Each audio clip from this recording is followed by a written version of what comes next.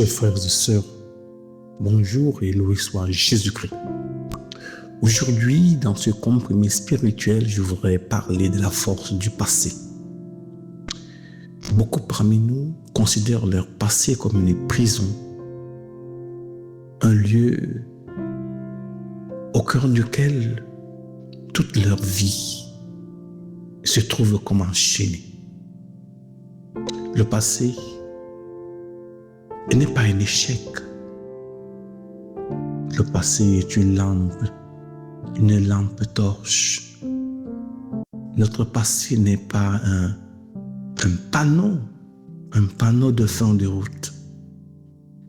Parce qu'en fait, chaque raté est appelé à te faire remonter précisément où le sol était instable.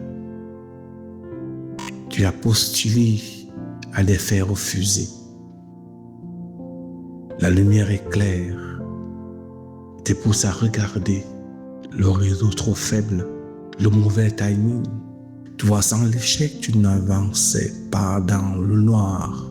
Un noir sans horizon, mais avec l'échec, tu avances et tu sais, en découvrant les points qui sont des points d'ombre, l'échec ne dit pas tu es nul, mais il te dit regarde ici, regarde sur ces points et tu remonteras.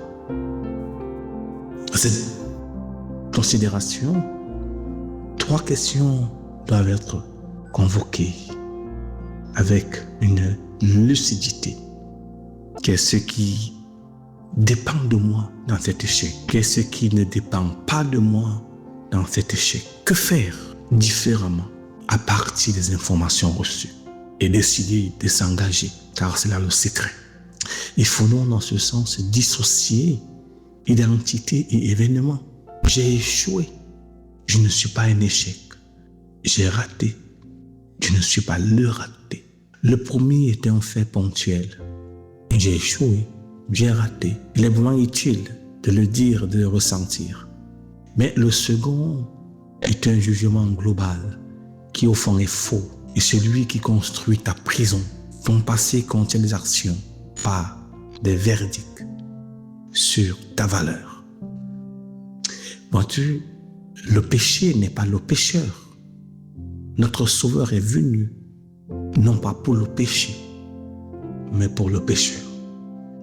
Il a donné sa vie pour le pécheur. Alors accepte que ton passé ne soit pas une prison dans laquelle tu y habites. Si tu t'en sers comme une bibliothèque, alors vas-y dans ton passé. Vas-y consulter les dossiers les plus importants. Les dossiers qui te redonnent la force de repartir. Lève-toi aujourd'hui. Domine ton passé. Passe du pourquoi moi au pourquoi. Pourquoi moi au pourquoi. Alors le pourquoi te donne donc de prendre désormais un nouveau départ. Je le souhaite pour toi et pour nous.